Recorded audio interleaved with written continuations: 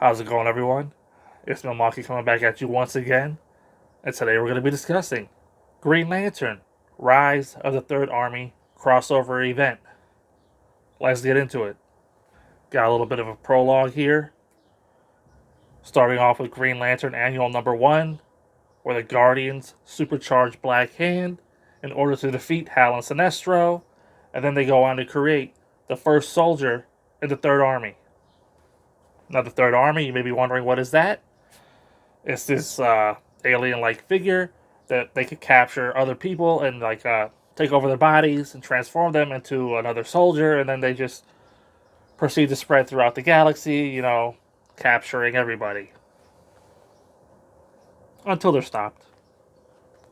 Then we got Green Lantern number 0 here, where we get the introduction of the new Green Lantern of Earth, a guy named Simon Baz, who steals the wrong van and ends up in federal custody for an act of terrorism. That is, until the Green Lantern ring makes the save and he's able to escape. Then we go on to Red Lantern's number 0, where Atrocitus recounts his time as a member of the 5 Inversions. Really great stuff.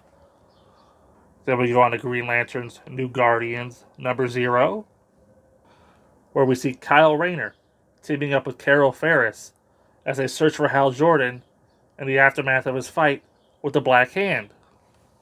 Green Lantern Corps number 0, we get a New 52 origin for Guy Gardner, where it turns out he's a failed cop and a disappointment to the entire Gardner family. That is, until he gets a Green Lantern ring and becomes a space cop. That's the end of the prologues. The event really kicks off here with Green Lantern number 13. Freshly minted Green Lantern Simon Baz heads home seeking help from his sister, but he ends up running afoul of the Justice League. Green Lantern Corps number 13. Newly christened Green Lantern Sentinel Guy Gardner defies orders of the Guardians of the Universe, as he was supposed to protect these space ambassadors, and he heads home to Earth only to be ambushed by the rising Third Army. All this is going on while John Stewart undertakes a mission to restore Green Lantern Mogo. Green Lantern New Guardians number 13. Kyle Rayner trains with Atrocitus so he can harness the power of rage. Red Lanterns number 13. Atrocitus and his Red Lantern army come to the aid of someone who has great rage in their heart, and they encounter the Third Army out there in space. It's spreading. Green Lantern number 14. Simon Baz.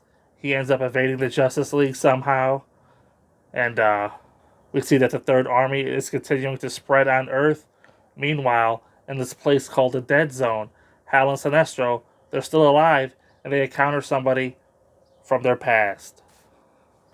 Red Lanterns number 14. Rancor, the first human Red Lantern, is tasked by Atrocitus to head back to Earth and kill the guy that killed his grandfather, so he can become fully, officially, a true Red Lantern. Green Lantern Corps number 14.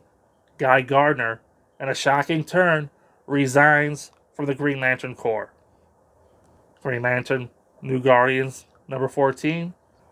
Kyle Rayner trains with the Indigo Lanterns and Arkillo so he can harness the power of compassion and, fear. Meanwhile, Carol Ferris checks in with the Star Sapphires.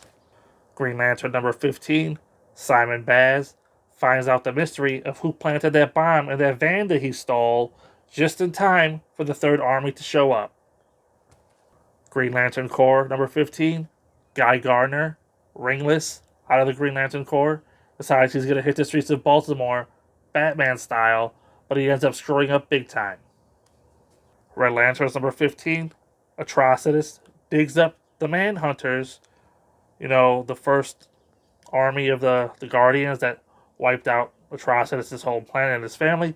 He digs them up, and he intends to use them against the Guardians of the Universe, only to end up dying at their hands? It was a fake out death. Don't worry about it. Green Lanterns, New Guardians, number 15. As a Guardian falls, Kyle Rayner harnesses the power of avarice, and Ganthet vows to end him. Green Lanterns, New Guardians, Annual Number 1 is a terrible issue, a terrible side quest featuring a terrible character known as Carol Ferris, who goes on a side quest to set up the new comic book series Threshold, which will probably be terrible. Green Lantern number 16, Simon Baz learns what it is to be a Green Lantern. Then he goes to the hospital where his sister's husband is in a coma and performs a miracle before heading off to help Guy Gardner. Green Lantern Corps number 16, Simon Baz arrives in Baltimore just in time to get Guy Gardner out of a fatal situation involving the spreading Third Army.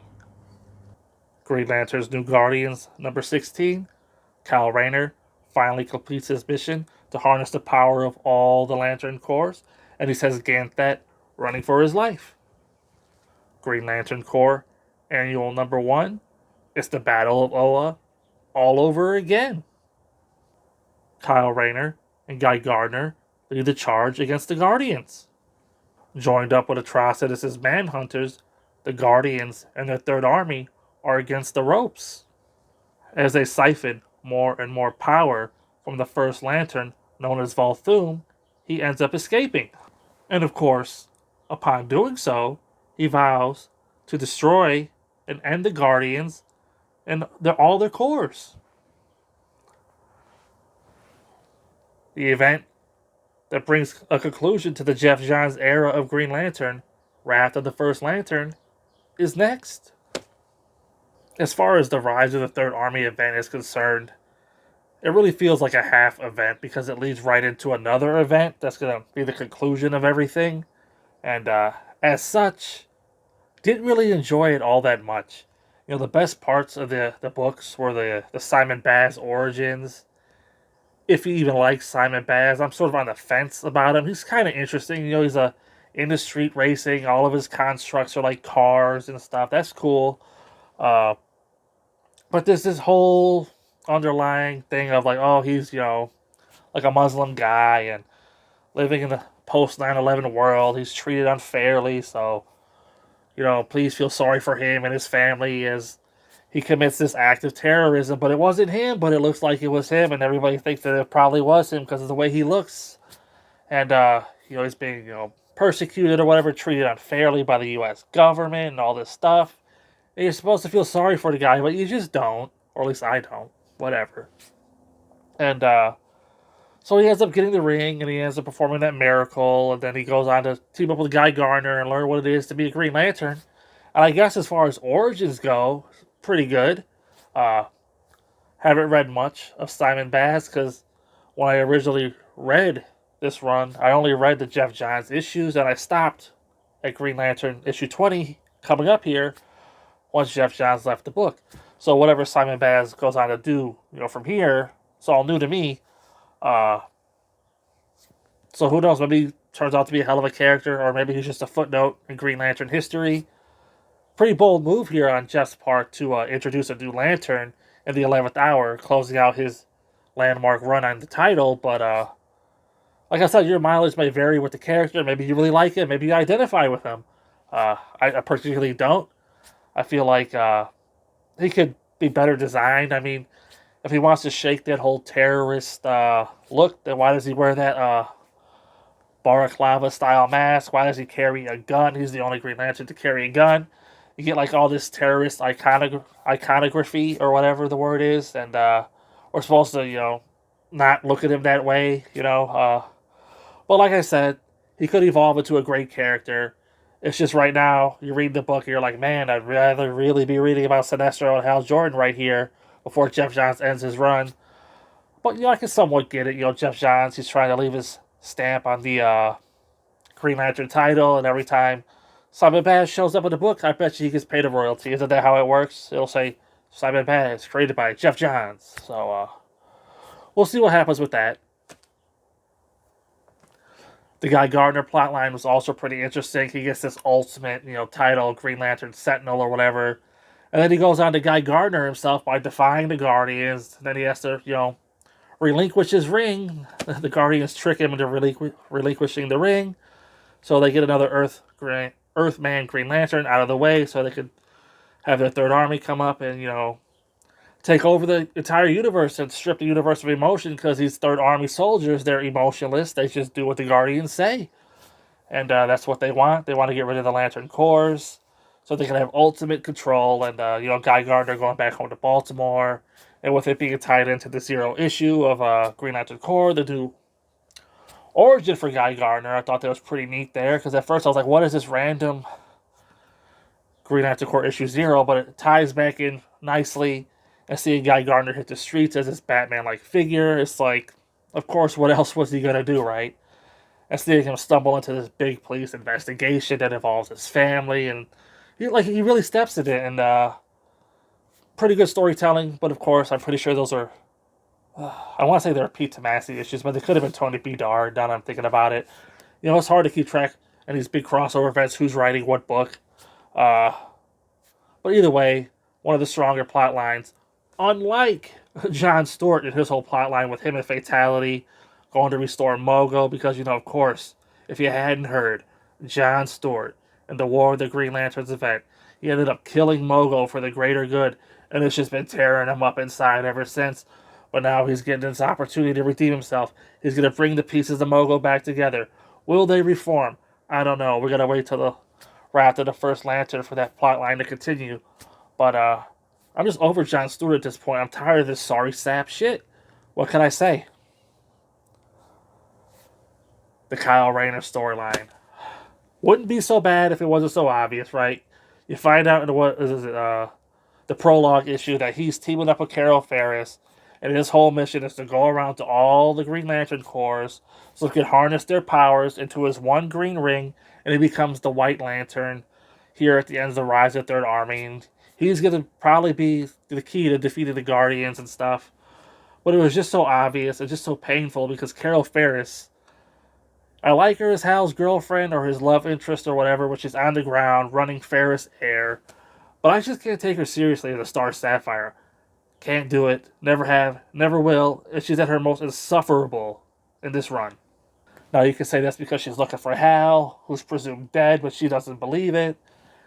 But she goes on this one side quest in that annual issue that's supposed to be like a setup for the series Threshold that was, it doesn't look too good.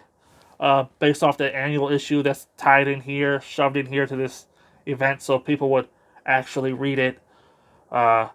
It's a short-lived series, gets canceled right away. I can't imagine why. Maybe it's because it sucks. But, Carol Ferris as a lead, no more. That brings me around to the Red Lantern plotline here with Atrocitus and used to the 5 inversions that sort of help create Atrocitus and the Red Lanterns. I feel like the Red Lantern origin is getting updated every volume.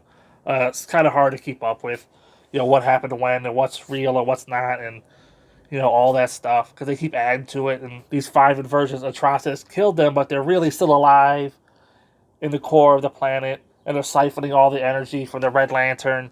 That's why the Red Lanterns are weak. So they're going to emerge at some point, and probably, Atrocitus is going to have to kill them again. But the most interesting plotline for the Red Lanterns was Rancor, the first human Red Lantern, having to go back to Earth with Bleez so he could, get revenge on the guy who killed his grandfather. And he does so, but it's kind of in a weak way. And like I said, it's all leading into the next event, so you don't really get a lot of conclusions here. But I just feel like Red Lanterns is stumbling here. It's falling off. So hopefully the issues pick up and they're able to redeem themselves, because I'm really losing interest in the Red Lanterns. So all that being said, I'm going to have to go ahead and give Green Lantern Rise of the Third Army a 3 out of 5. It's middle of the road. It's basic. And having already started to read Wrath of the First Lanterns, I gotta tell you, it doesn't seem like it's gonna last, right? So it may all have been just a waste of time. Making the stakes seem high, but who knows? 3 out of 5. Nothing I ever want to read again. The best stuff was the Simon Baz stuff, but you can read that totally by itself. You don't need to read all the other tie-ins. So who knows? Until next time, I'll see you there.